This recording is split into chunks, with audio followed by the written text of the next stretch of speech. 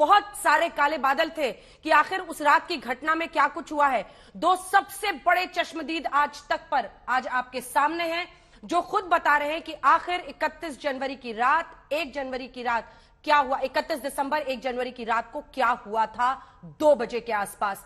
अब आइए आपको सीधे लिए चलते हैं दीपक के साथ, क्योंकि दीपक, आपने अभी तक जो हमने अभी तक सुनाया है निधि की बात, निधि बता रही है कि क्या हुआ था एक्सीडेंट के जस्ट पहले तक वो बता रही है। एक्सीडेंट के बाद आपने गाड़ी से उन लोगों को घसीटते हुए देखा। यहीं पर पुलिस की भूमिका आती है कि वो गाड़ी में घसीटते रहे, आपने भी शोर मचाने की कोशिश की। क्या हुआ था?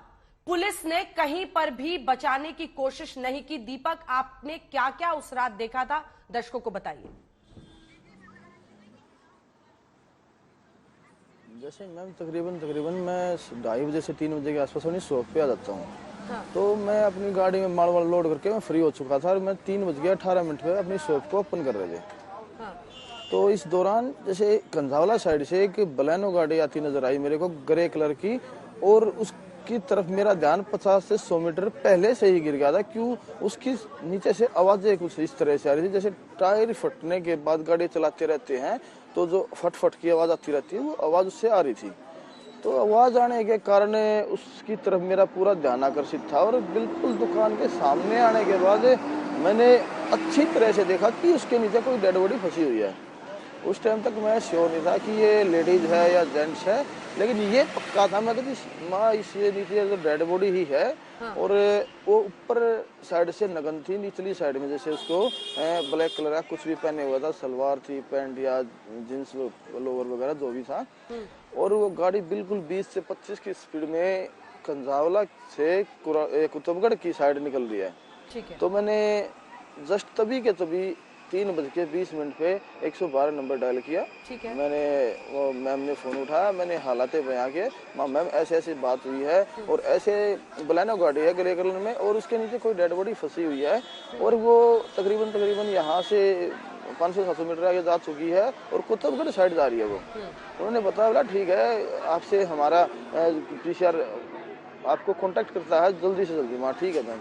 तभी जैसे 4-5 मिनट के अंदर ही PCR से कॉल आता है कि आपने फ़ोन किया था 112 नंबर में। हाँ साहब फ़ोन किया था और ऐसे ऐसे बात है, बलेनो गाड़ी है और उसके नीचे डेड बॉडी फंसी हुई है और वो कुतुबगढ़ साइड जा रही है कंझावला साइड से। तो वो बोले चलो ठीक है, हम पंजाब खोड़ खड़े हुए हैं, यहाँ जो डेड बॉडी सपोर्ट था उससे 4-5 किलोमीटर आगे गाँव है पंजाब खोड़।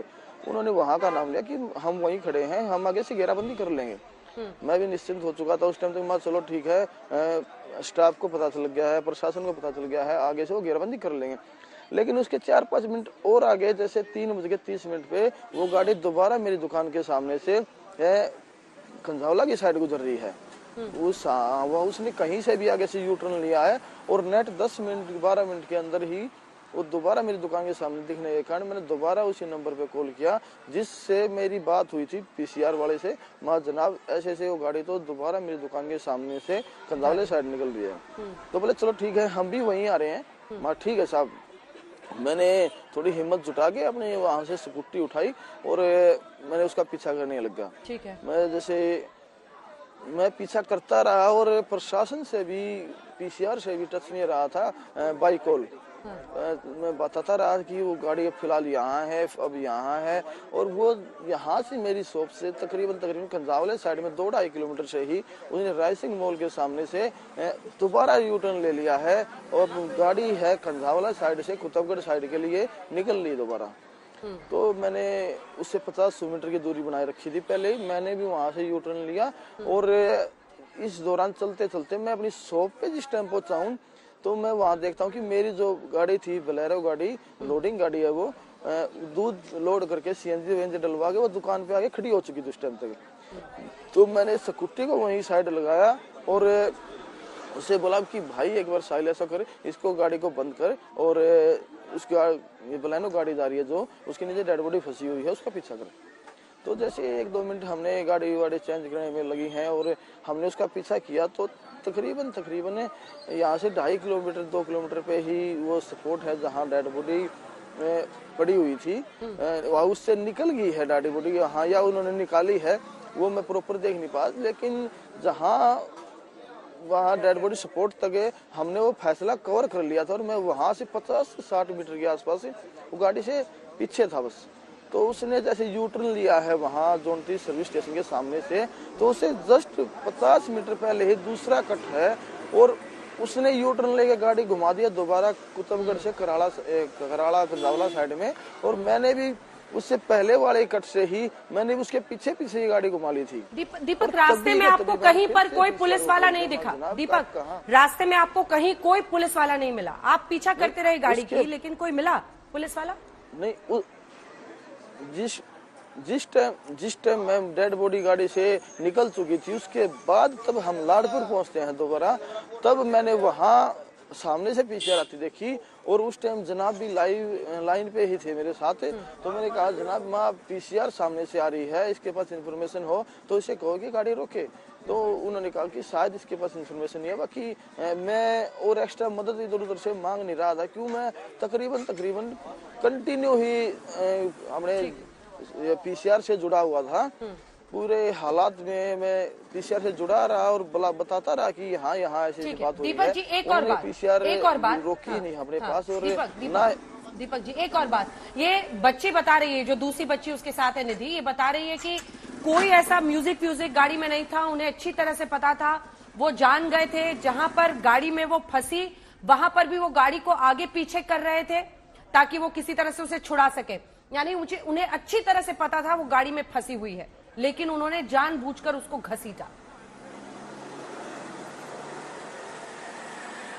आपको भी ऐसे लग रहा है? हो सकता है उनको पता भी है। बाकी म्यूजिक उसमें कोई इतनी आवाज में म्यूजिक उनका बज नहीं रहा था कि बाहर कुछ सुनाई दे।